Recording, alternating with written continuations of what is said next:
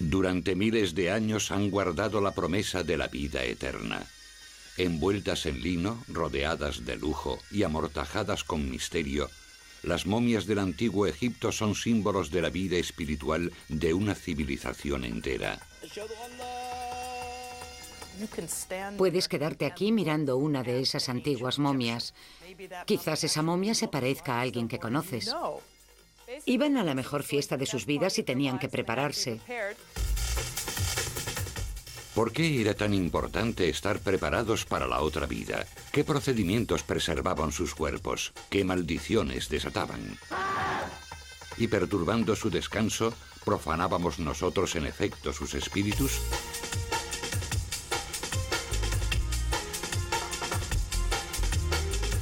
Misterios de Egipto. La tierra de las momias.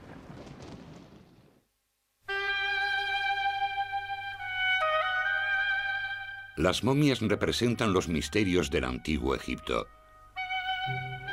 Durante siglos han sido reverenciadas, robadas, saqueadas, trasladadas, exhibidas y analizadas con rayos X, demasiado para un descanso eterno. Las momias han fascinado a Occidente durante mucho tiempo. Hemos visto cómo el interés por ellas aumentaba desde el siglo XIX.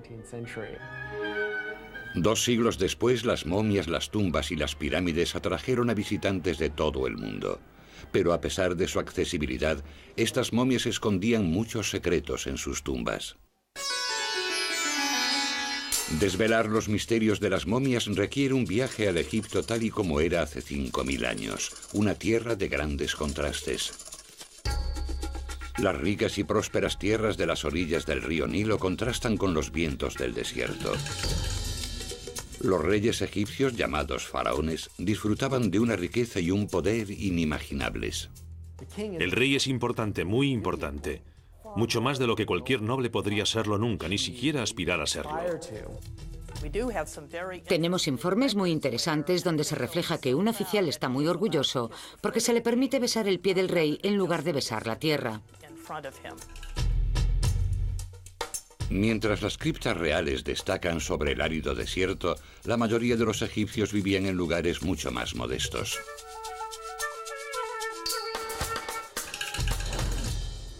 Eran principalmente agricultores y pescadores. Se levantaban por la mañana, salían a arar y después a recolectar sus tierras. Educaban a sus hijos principalmente para que siguiesen sus pasos. La vida era dura y la muerte, el paraíso.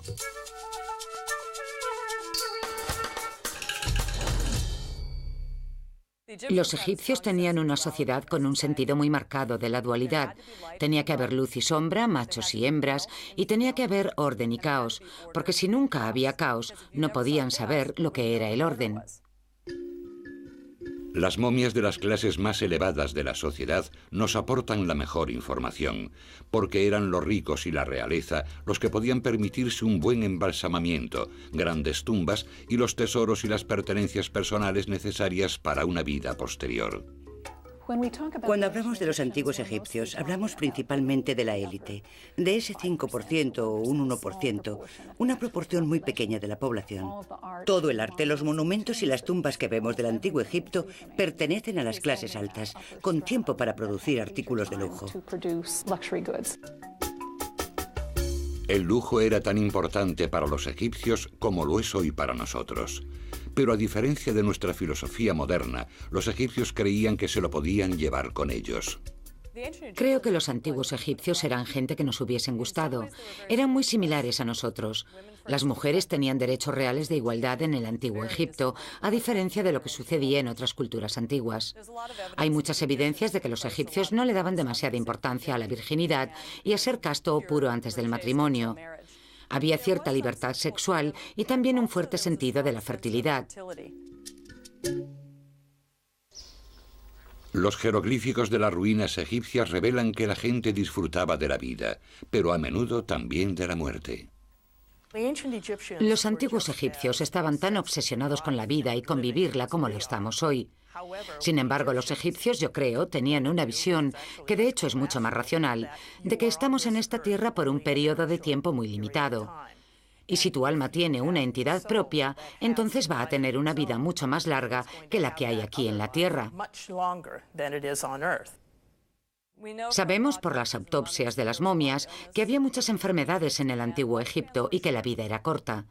La mayoría de la gente vivía probablemente unos 55 años, y si heredabas un oficio cuando tenías 20, significaba que solo tenías 30 años para prepararte para la otra vida. Su visión del más allá era un Egipto mejor y más grande, un Egipto más maravilloso. Ellos querían que su otra vida fuese como sus vidas diarias, pero sin las molestias diarias. Tal vez algunas de las molestias a las que se enfrentaban los egipcios de la antigüedad eran causadas por sus complejas creencias religiosas, incluyendo la adoración a una multitud de dioses. Los antiguos egipcios eran muy religiosos, mucho más que la gente de hoy. La religión egipcia se manifestaba de muchos modos, por supuesto en las joyas que llevaban, los amuletos o objetos que podían protegerles o que ellos asociaban con un dios en particular, y su amor por la vida, que querían continuar después de la muerte.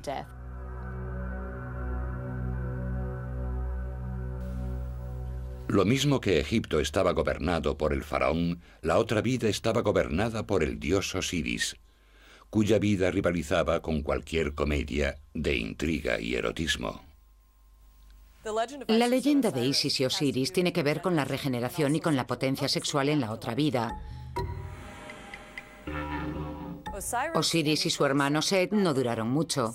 Set era un dios de caos y desorden, y finalmente Set eliminó a Osiris, y después de matarlo esparció sus restos por los 4 puntos de la tierra.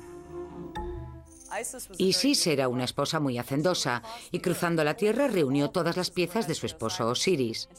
Según la tradición de la religión egipcia, inventó la momificación. Juntó todas las piezas del cuerpo de Osiris otra vez, las ató con lino y después, digamos que mágicamente, lo revivió. Él estaba bastante interesado en su esposa Isis, y después de ser revivido mágicamente, tuvieron relaciones y nació su hijo Horus. Los egipcios celebraban su religión con un arte apasionado. Esta estatua es en realidad una estatua religiosa, a pesar de su contenido erótico. Representa el momento de la concepción del dios Horus.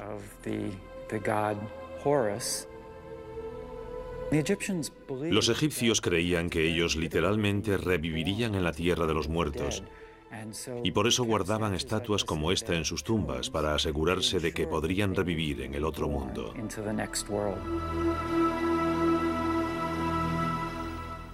El cuerpo humano jugaba un papel crucial en el tránsito espiritual.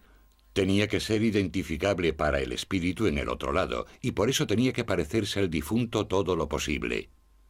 Los egipcios ponían todo su talento y su habilidad en preservar a los muertos.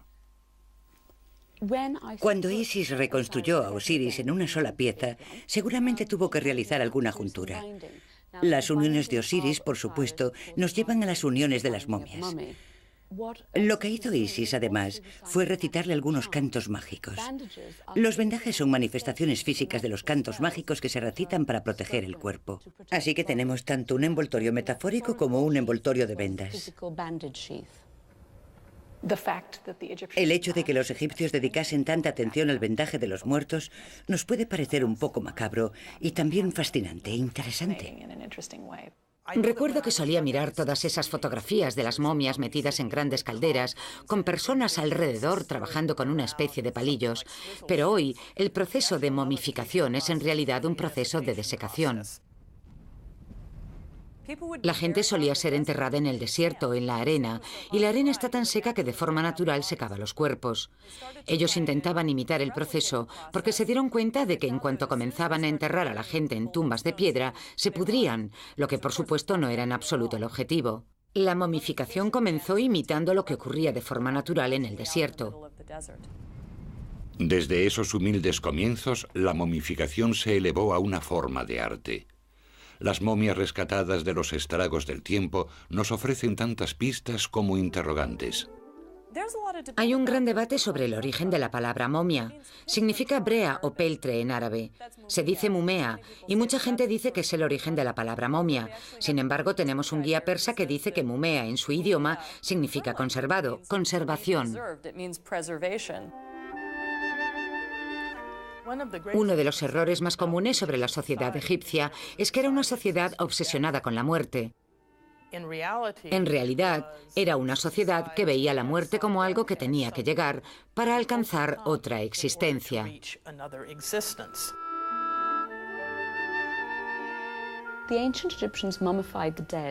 Querían que el cuerpo fuese habitado por su espíritu en la otra vida.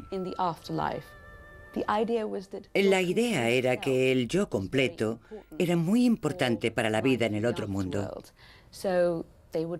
Por eso intentaban preservarlo lo mejor posible, cometer los menores errores.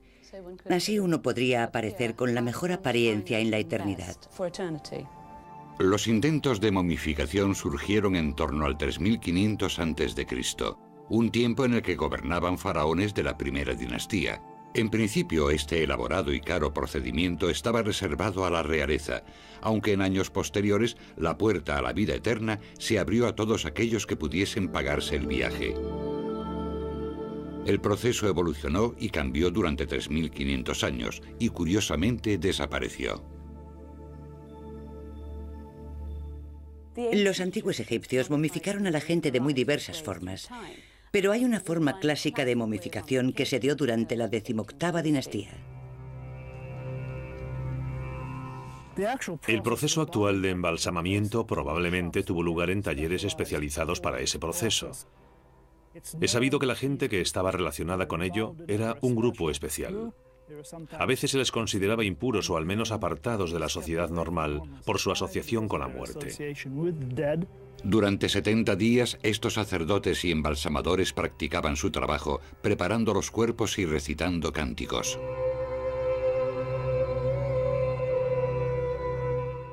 Este señor vivía en el antiguo Egipto hace al menos 2600 años. Cuando lo embalsamaron, lo trajeron a la casa de la momificación y allí lavaron su cuerpo.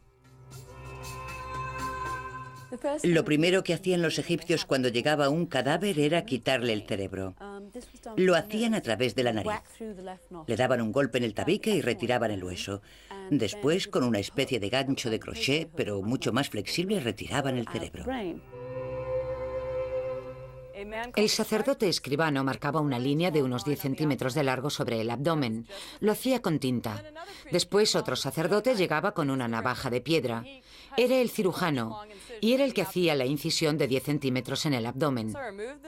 Una vez retirado el lino se puede ver la incisión, que era sellada con resina, pero cuando el cuerpo y la piel se contraían y se secaban durante la momificación, la incisión se abría haciendo un agujero mucho mayor.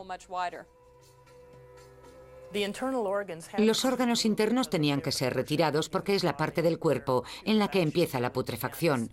Por eso, todas las vísceras, los órganos internos de la cavidad torácica y abdominal se retiraban. A diferencia del cerebro, estos órganos internos eran tratados con reverencia, secados y colocados en vasijas separadas llamadas jarras abovedadas. Una vez que el cuerpo había sido limpiado en su interior, se rellenaba con natrón, una mezcla de sal y bicarbonato que se produce de forma natural en Egipto. Los embalsamadores cubrían el cuerpo con natrón y lo dejaban secar durante 40 días. Solo después de haberles retirado las vísceras y una vez conservado, el cuerpo estaba listo para el maquillaje.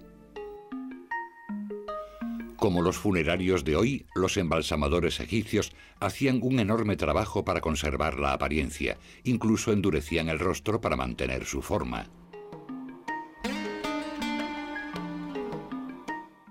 Tenemos aquí a esta señora bastante mayor que tenía escaras, algo realmente serio. Los embalsamadores decidieron que no podía ir a la eternidad con escaras, por eso cortaron trozos de piel de gacela y se las cosieron en la espalda. Ya no quedan muchos restos del maquillaje de este caballero, pero seguramente tenía las cejas pintadas. El famoso maquillaje egipcio se ha eliminado en varias partes. Probablemente le aplicaron henna de color rojo y barra de labios también. Sus uñas estaban pintadas de henna para asegurarse de que iba bien arreglado a la otra vida. A veces les aplicaban extensiones de pelo y tupés a los hombres. Lo necesario para tener un aspecto perfecto en la otra vida.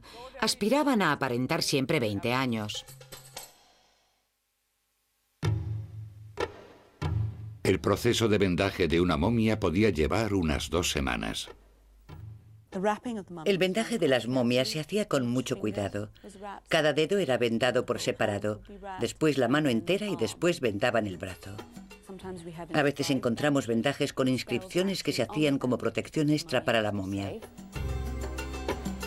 Los egiptólogos han descubierto algunas momias envueltas en más de 1000 metros cuadrados de lino, un artículo muy valioso que utilizaban como moneda de cambio. Estaba envuelto de los pies a la cabeza con vendas de lino de unos 3 centímetros de ancho, cortadas de las sábanas familiares o restos de vestidos. Literalmente enterraban a sus parientes en dinero. A menudo podemos conocer la riqueza de la familia y cuánto querían a su pariente por la cantidad de lino utilizada en su cuerpo. Medallones sagrados y amuletos, a veces más de 100, eran colocados con cuidado entre las envolturas y los bendecían. Finalmente, los embalsamadores le colocaban al difunto una máscara para poderlo identificar en la otra vida. En los periodos de riqueza de la historia egipcia, como en el caso del rey Tut, esas máscaras eran de oro con piedras preciosas incrustadas. Pero como han descubierto los investigadores modernos, las apariencias engañan. Cuando se trataba de embalsamar al rey, obviamente se ponía mucho cuidado en todo lo que rodeaba al elaborado ritual. Cuanto más bajamos en la escala social, podríamos decir que hay más carencias o que los embalsamadores eran menos profesionales. Hemos encontrado individuos vendados con huesos adicionales e individuos cuyos huesos se habían perdido. Tenemos que recordar que cuando una persona o una familia recogía de nuevo el cuerpo, recogía una pieza vendada y no abrían los vendajes para ver lo que allí había.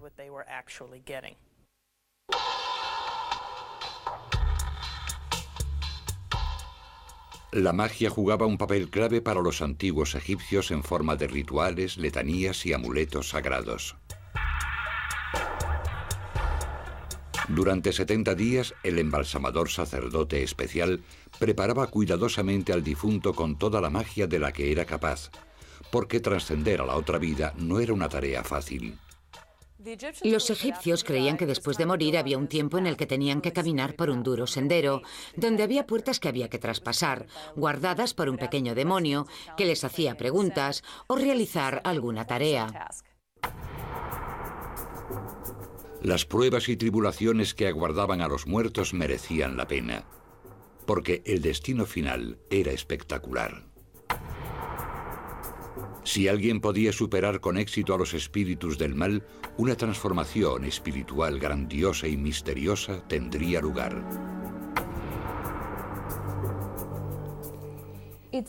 Es muy difícil entender realmente la idea que tenían los antiguos egipcios de un espíritu. Hay 3 principales que nosotros sepamos: el Ka, el Ba y el Ak. Se supone que el Ka es como tu doble, y todos nacemos con este doble. El Ba surge cuando morimos y se representa como un pájaro con cabeza humana. El Ba puede revolotear por ahí y puede hacer diversas funciones. Y el último espíritu y el más complejo es el Ak.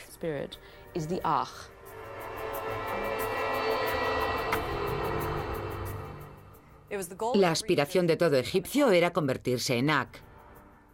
La palabra Ak significa influyente, poderoso. Una vez que has llegado con éxito a la otra vida, te conviertes en Ak, lo que significa que puedes influir en las vidas de tu familia que sigue viviendo su vida ordinaria.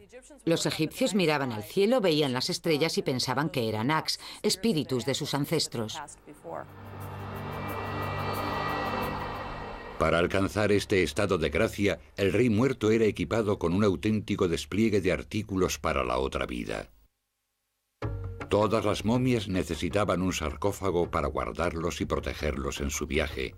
Lo que empezó con una sencilla caja de madera se convirtió en una caja mortuoria finamente tallada y completada con una máscara. Este sarcófago fue fabricado sobre el año 1000 a.C., en la dinastía 21. Los sarcófagos egipcios se decoraban con escenas de situaciones que los egipcios esperaban que les sucederían en el otro mundo, también con textos de plegarias que recitarían en la siguiente vida. Esta es la prueba final que un egipcio debía pasar para ser admitido en el otro mundo. Un corazón se pesa con las plumas de la verdad. Si has tenido una buena vida, estará en equilibrio y podrás pasar a la otra vida. Si la persona ha sido mala, nosotros nunca hemos visto ejemplos, pero en teoría, si la persona ha sido mala, entonces este monstruo dibujado aquí le comería el corazón y la persona no continuaría la vida en el otro mundo.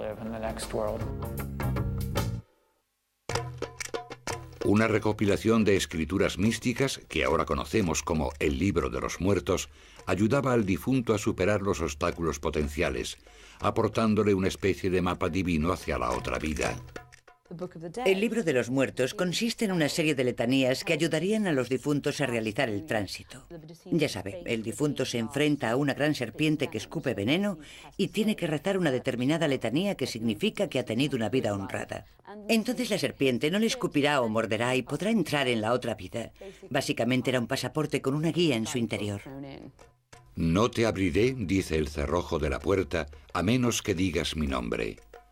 El vigilante de su madre es tu nombre. Además de esta guía espiritual, las momias también compartían sus tumbas con bienes materiales. Los egipcios creían que cierto número de posesiones eran importantes para una vida confortable en el más allá. Estos son algunos de los artículos del antiguo Egipto que podemos encontrar en una tumba, lo que nos da una idea de cómo era la vida en el Egipto antiguo. Este objeto es un barco funerario. Tiene unos 4000 años.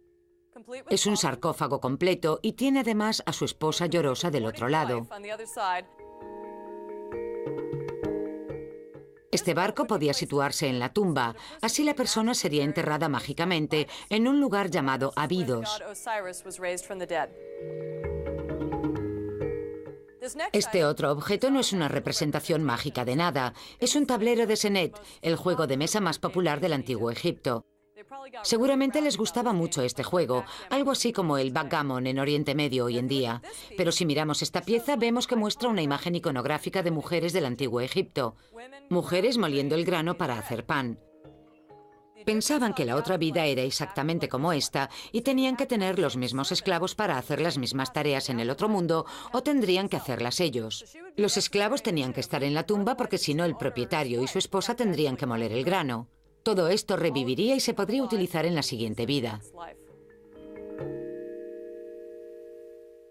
Tenías que tener a tu alrededor todas las cosas que hiciesen tu vida llevadera y agradable para siempre. Tenías que tener ropas, armas y herramientas. Había muchos perfumes y ungüentos que utilizaban siempre porque su clima era muy cálido y seco. La gente tenía camas, mesas, sillas, lino y ropas, y cosas prácticas como amuletos y joyas. Encontramos escudos, armas, dagas y cosas así. El rey realmente no necesitaba estas cosas para ir a la batalla. Son objetos para los ritos ceremoniales, piezas de oro y objetos dorados.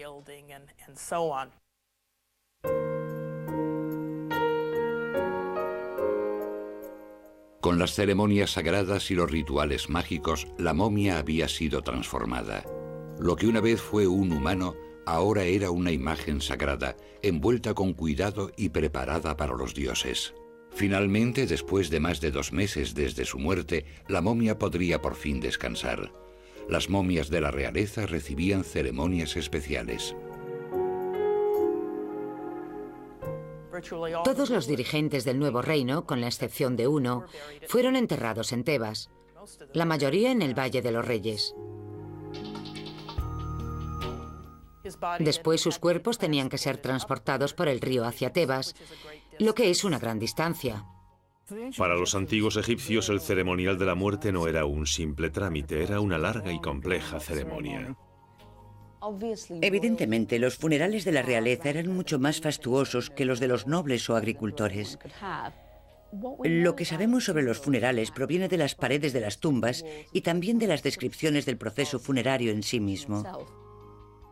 El cuerpo se exponía y formaba parte de una procesión funeraria que consistía en que el cuerpo, varios sacerdotes, plañideras, ya fuesen pagadas o miembros de la familia, y todos sus artículos se introducían en la tumba. Podemos imaginar un gran cortejo funerario con gente que se lamentaba y lloraba. La procesión podía incluir arrastrar a la momia en un podio tirado por ganado. Los sacerdotes que la oficiaban hacían ofrendas, recitaban letanías y congregaban a la multitud alrededor de la entrada de la tumba. Fuera de la cripta, los vivos celebraban una fiesta final en honor de la momia. Después, todos los platos eran enterrados como ritual con todos los restos del proceso de momificación. Los egipcios habían hecho todo lo posible para enviar a su rey a un mundo mejor. Después de una ceremonia final, la momia permanecía en sus aposentos. La ceremonia de la apertura de la boca es lo que ha inspirado todas esas películas de momias de Hollywood. Pero para los antiguos egipcios no era revivir un cadáver, cosa que extrañaba a los arqueólogos, sino revivir los sentidos de un muerto para poder recibir ofrendas y vivir otra vez en la otra vida.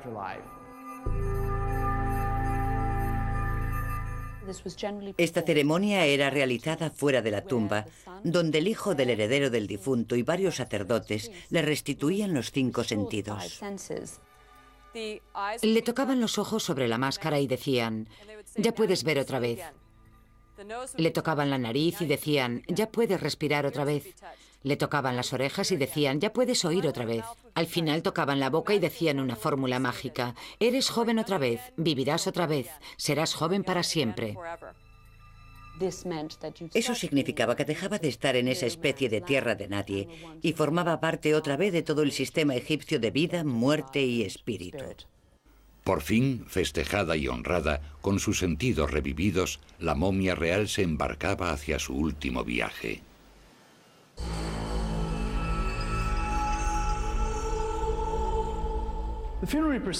La procesión funeraria traía el cuerpo del rey hasta la tumba, acompañado por varios sacerdotes de diferentes clases que recitarían los cánticos adecuados para asegurar que el rey disfrutaría de la otra vida entre los dioses. Y traían el cuerpo hasta aquí en su ataúd, probablemente de oro, y lo colocaban aquí en este sarcófago, y el propio sarcófago se colocaba en este otro, un sarcófago de piedra, más grande, en el medio de la tumba. Aquí en el punto focal, con todas las escrituras místicas y la imaginería que decoraba las paredes. Se cerraban las puertas y los reyes partían hacia la eternidad. Al menos hasta que llegasen los próximos saqueadores de tumbas.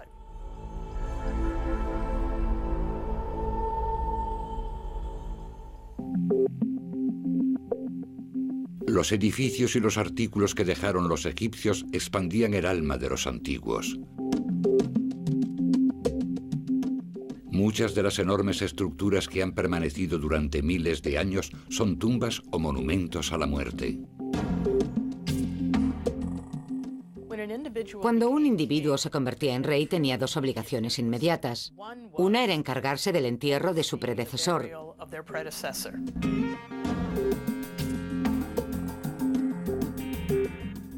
La otra, por supuesto, comenzar a planear su propia tumba con los ojos puestos en el futuro. Los egipcios creían que sus tumbas eran muy importantes porque el lugar donde vivían durante su vida duraba un corto periodo, pero la tumba duraba toda la eternidad. Por esa razón invertían, si tenían dinero, la mayor parte de su riqueza restante en construir estas tumbas y en decorarlas. Adquirían sarcófagos caros como estos de aquí. Estos objetos eran un símbolo de alto estatus, algo así como mi tumba es más grande que la tuya.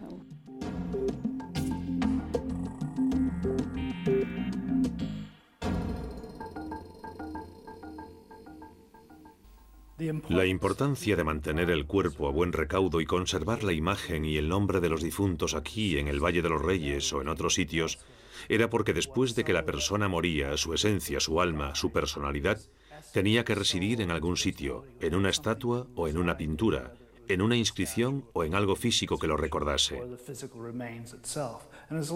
Y en la medida en que fuese preservada, la vida eterna estaba garantizada. Pero si eran destruidos, entonces la persona moriría por segunda vez y no regresaría de esa aniquilación.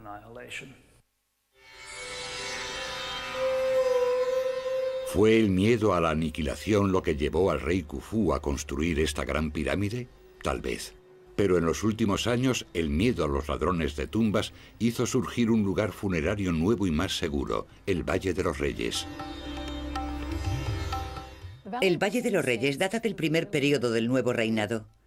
Las tumbas que se construyeron allí no tienen pirámides, sino que están talladas en las colinas, bajo una gigante y natural montaña en forma de pirámide. Aquí, en la tumba de Ramsés VI, podemos ver al rey invocando a varios dioses.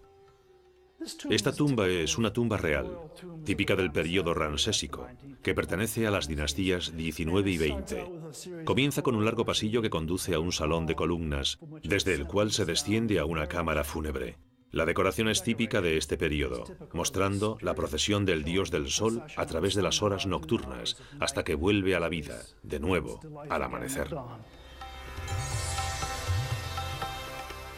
Como la Gran Pirámide o cripta secreta, las tumbas de los faraones se transformaron en algo más que meros depósitos de personas muertas. Funcionaban como monumentos vivos que requerían cuidados y ceremoniales constantes.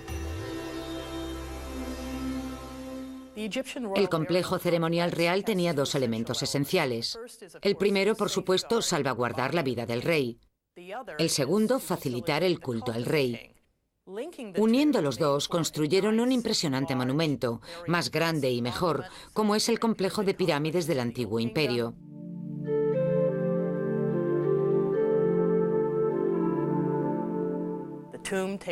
La tumba tiene forma de casa, y lo más importante es proteger al difunto y sus ofrendas alimenticias, sus libaciones y todo eso.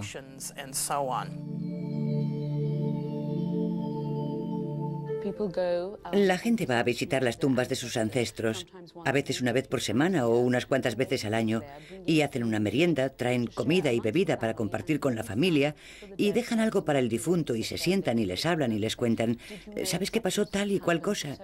Es una buena forma de incluir en tu presente a alguien que ha muerto.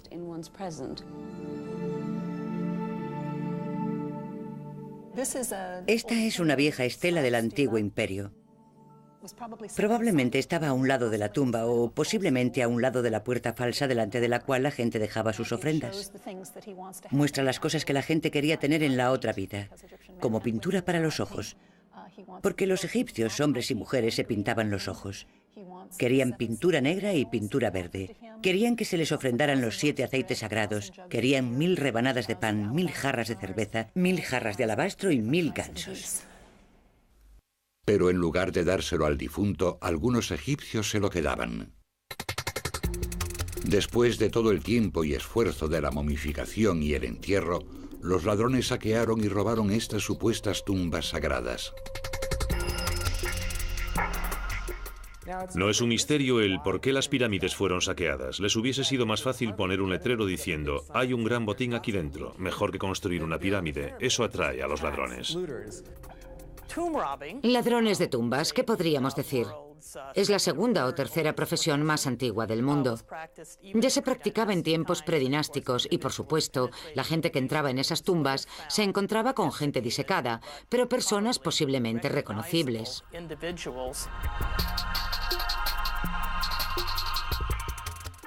Una vez que las tumbas estaban repletas de objetos valiosos, eran saqueadas. Y las momias que habían requerido meses de trabajo eran robadas para quitarles sus amuletos sagrados. Aquí estaba este tesoro, tirado al lado de la colina. Realmente se convirtió en algo importante para los oficiales y para muchos residentes de la necrópolis. No es casualidad que los miembros de la villa actual, de los fabricantes de tumbas, los que construyen tumbas actualmente, sepan, por supuesto, dónde están, al menos parte de los bandidos.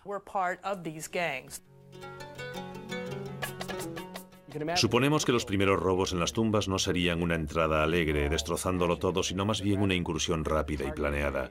Entrarían en la tumba con un tiempo limitado porque hay seguridad fuera. Tal vez sobornaran a un guardia o dos para que les dejara un poco más de tiempo. Podemos imaginarnos a estas extrañas figuras en sus divanes mirándolos. Seguro que se pusieron nerviosos. Buscarían objetos fáciles de vender. No cogerían esta hermosa vasija con el nombre del rey Tut grabado porque la gente sabría inmediatamente que lo habrían robado. Buscarían oro. Los saqueadores tenían tanta creatividad como los constructores de pirámides y se las arreglaban para burlar las medidas de seguridad de cuando en cuando. Solían causar grandes daños en las tumbas. Destrozaban y quemaban momias, seguramente para evitar que los espíritus del rey les atacasen, pero también podían tener prisa porque habían burlado las medidas de seguridad y habían entrado en la cámara funeraria. Hubo casos de juicios en el antiguo Egipto de gente acusada de robar tumbas. El castigo por robar una tumba era extremadamente duro. Si entrabas en la tumba de alguien, corrías el riesgo de destrozar su otra vida por completo. Y eso para los egipcios era peor que un asesinato. Los ladrones de tumbas eran empalados. Los sentaban en un palo rígido hasta que morían. Eso es bastante malo. Esta gente fue castigada con los 5 cortes, es decir, les cortaron las orejas, la nariz, la boca y a veces les sacaban los ojos. Los empalaban y retiraban sus nombres de todos los textos para que no pudieran existir nunca, nunca más. Un intento por proteger a los muertos de la gran oleada de robos de tumbas surgió a finales del Nuevo Imperio, cuando muchas momias reales fueron reenterradas en criptas en el Valle de los Reyes. Aún así, linajes enteros de momias permanecieron juntas hasta ser descubiertas en el siglo XIX por otra generación de saqueadores. Una vez que apareció el turismo, especialmente en 1800, los ladrones de tumbas se dieron cuenta de que podían vender algo más que oro y joyas, porque a la gente le gustaba el arte de las tumbas. Por eso entraron y comenzaron a cortar las máscaras de los ataúdes, a arrancar trozos de las paredes y se lo vendían a los turistas, que no sospechaban o que no les importaba. No se sabe a quién. Hay un famoso pueblo egipcio que está construido sobre un cementerio. Cuando la familia murió, entraron en la tumba, sacaron todo el arte que pudieron y lo vendieron. No fue hasta la década de 1890, con el trabajo del arqueólogo Flinders Petrie, cuando las momias comenzaron a ser adecuadamente conservadas y estudiadas. Hasta entonces las momias eran tiradas o incineradas, pero con el trabajo de Petrie y más tarde con el descubrimiento de Carter de la tumba del rey Tut en 1922, las momias se convirtieron en mitos mundiales. En los años 30, Hollywood las mostró como muertos vivientes asesinos en serie. Resurrección. Los principios religiosos de Oriente eran muy férreos cuando se filmaron esas películas de momias, y creo que lo recogieron y crearon ese maravilloso mito de las momias, que sin embargo estaba alejado de la realidad. A pesar de esos monstruosos mitos, o quizás a causa de ellos, los visitantes acudían en masa a Egipto en busca de la verdad. El año pasado acudieron más de 500.000 de turistas para escalar las pirámides, bajar por el Nilo en Falúa y, por supuesto, alucinar ante las momias. Encerrados ahora en cajas climatizadas, despojados de sus reales envolturas, los muertos del antiguo Egipto todavía ejercen una atracción hipnótica. Las momias son un punto de contacto inmediato entre nosotros y los antiguos egipcios.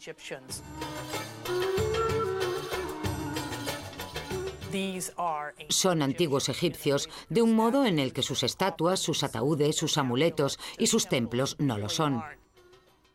Podemos mirar a estos antiguos egipcios y quizás esa momia se parezca a alguien conocido.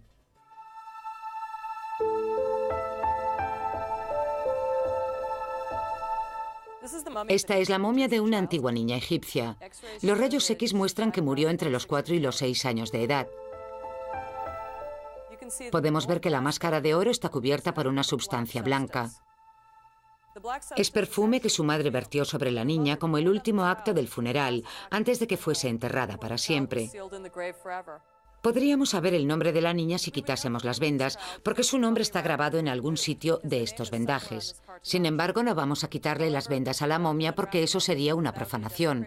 Estaríamos quitándole el último regalo que la madre le entregó a su hija.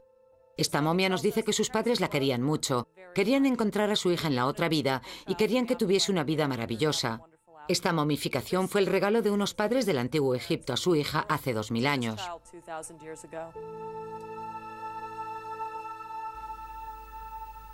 Pocas momias han alcanzado tal dignidad.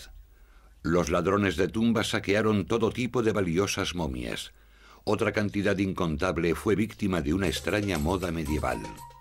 Los médicos desde el siglo XII en adelante tomaban muestras de las momias, las molían y se las daban a la gente como medicamento. Esto sucedía en Europa. Las momias eran como el aceite de serpiente en la Europa medieval. Creían que podía curarlo todo, lo cual es terrorífico teniendo en cuenta los productos que utilizaban para momificar. Mucha gente fue envenenada y se moría a causa del polvo de las momias. Habitualmente la gente cogía cualquier momia. Solo intentaban que tuviese cierta calidad. Y de hecho hay tratados de medicina que dicen: debe usted escoger la momia con cuidado, debe oler bien, un poco a especias, y debe hacer un polvo granulado. Claramente este hombre no estaba acostumbrado a las momias porque huelen realmente mal. La demanda de momias era tan alta que superaba la oferta. Así se desarrolló una floreciente industria que continuó en el siglo XIX, cuando las momias se fabricaban como objeto turístico, momias modernas. Flinders Petrie tuvo una experiencia cuando se acercó a una turista británica que había comprado una momia y cuando ella se la estaba mostrando a Petrie, este dijo: «Conozco a ese hombre, es un ingeniero de ferrocarril». Por tanto, que alguien lo hubiese identificado debió dejarla desconcertada. Hoy se utilizan para hacer pinturas. Si nos fijamos en el arte del Renacimiento, uno de sus colores es el marrón momia. Se le llama así porque molían las momias y hacían pinturas. Un pintor impresionista descubrió que el marrón momia era realmente una momia y cogió toda la pintura marrón y la enterró en el jardín de su casa. Estaba horrorizado. Cuando los ladrones de tumbas hicieron su aparición, los antiguos egipcios comenzaron a escribir maldiciones en las paredes de las tumbas. Hay maldiciones en las tumbas privadas de los tiempos de las pirámides. Podemos encontrarlas inscritas en las cámaras de las capillas de las ofrendas. Están dirigidas a la gente que viene a las tumbas. Dicen que cualquiera que venga a hacer ofrendas de alimentos será bendecido, y los que vengan a dañar las tumbas serán unos malditos en la otra vida.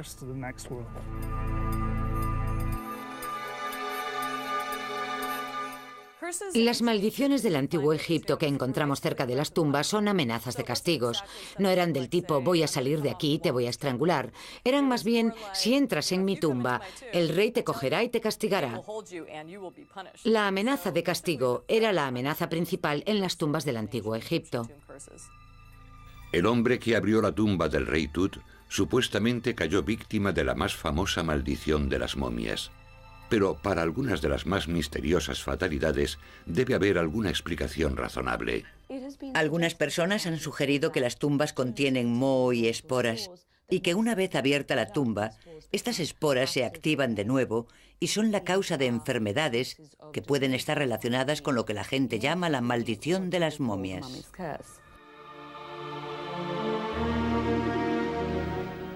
Aún así, el mito de la maldición de las momias se transmitió de generación en generación. Uno era que el Titanic llevaba una momia del Museo Británico que querían quitarse de encima por estar maldita y por eso la embarcaron en el Titanic. Y se hundió. Por supuesto, la verdad es que si investigamos descubrimos que el sarcófago está todavía en el Museo Británico, así que no es verdad. Tal vez la única maldición real de las momias ocurrió en el pasado y fue para aquellos desgraciados que hace cientos de años pensaron que tomar polvo de momia tenía los mismos poderes que la Viagra. ¡Qué combinación tan interesante! Pensar que vas a ser maldecido por utilizar una momia, pero te la tomas como afrodisíaco. ¡Qué maldición!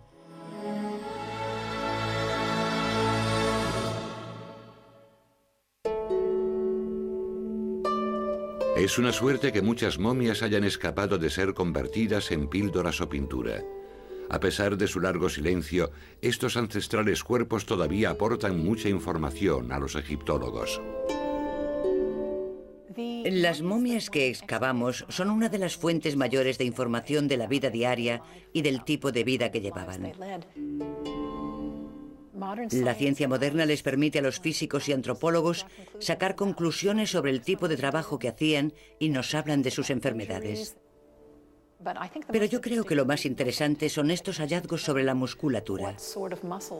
El tipo de musculatura de la persona muerta nos cuenta la diferencia entre alguien que pasaba su vida moliendo grano y alguien que pasaba su vida corriendo para llevar y traer mensajes para el rey, o alguien que pasaba su vida sentado escribiendo papiros.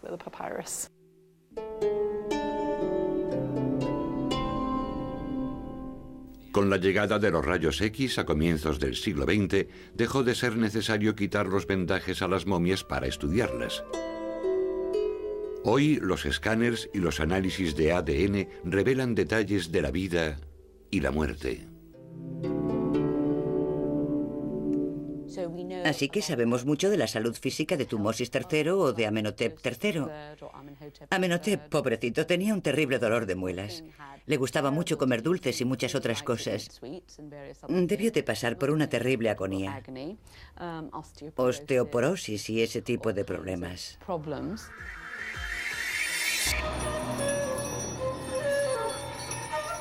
Las mismas momias que revelan tanto de la vida antigua también cuentan mucho sobre las actitudes de la vida actual. Tal vez nuestra constante fascinación por las momias proviene de que los antiguos egipcios, después de todo, conquistaron la muerte. La idea, creo yo, de que los antiguos egipcios eran un gran almacén que contenía conocimientos secretos, idea que los griegos difundieron, nunca nos ha abandonado. La gente siempre está buscando algo más de los valores espirituales que los antiguos egipcios nos pueden aportar. No creo que analizar las momias pudiera ser considerado una violación para los antiguos egipcios. Abrir una tumba podría ser una violación. Sin embargo, hay evidencias de que creían que una vez que el espíritu había llegado a salvo a la otra vida, la tumba y el cuerpo también habían conseguido su propósito. Así que no estoy segura de que los antiguos egipcios fuesen apaleados por abrir una tumba 2000 años después. Y también creo que ellos querrían ser entendidos. Además, si dices el nombre de alguien o si lees su ataúd en voz alta, le estás guiando a la otra vida. Cuidando de la otra persona, simplemente diciendo su nombre, estás dándole la oportunidad de ir a la otra vida. Amenhotep, Akenatón, Tutankamón. Gracias a las momias del antiguo Egipto, sus nombres se dicen y se leen todos los días, miles de años después de su muerte. Tras ellos dejaron tumbas y tesoros, magia y misterios, pirámides y rompecabezas. Y aunque estas momias nos cuentan muchas cosas de un mundo antiguo, ciertos aspectos cruciales permanecen obstinadamente en silencio.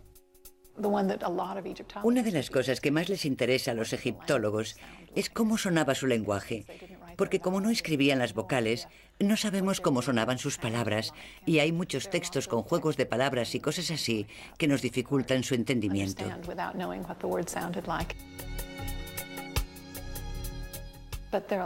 Pero hay muchas preguntas del tipo: ¿a dónde creían que iban? No tenemos respuesta. Hay un maravilloso hechizo en el texto de este ataúd. Dice que el hombre que conozca este hechizo no sufrirá humillaciones en la otra vida y que su cabeza no será cortada como un pastel. Y yo creo que cualquier persona occidental diría: ¿qué?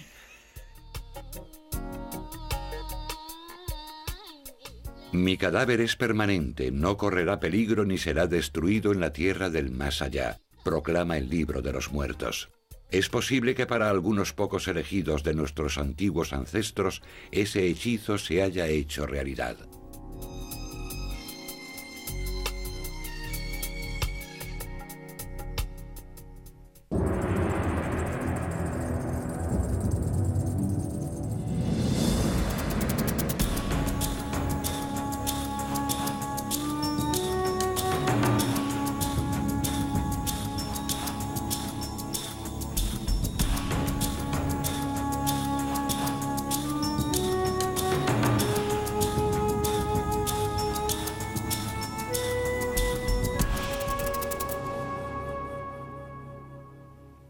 La muerte del rey Tut es un misterio. Fue asesinado.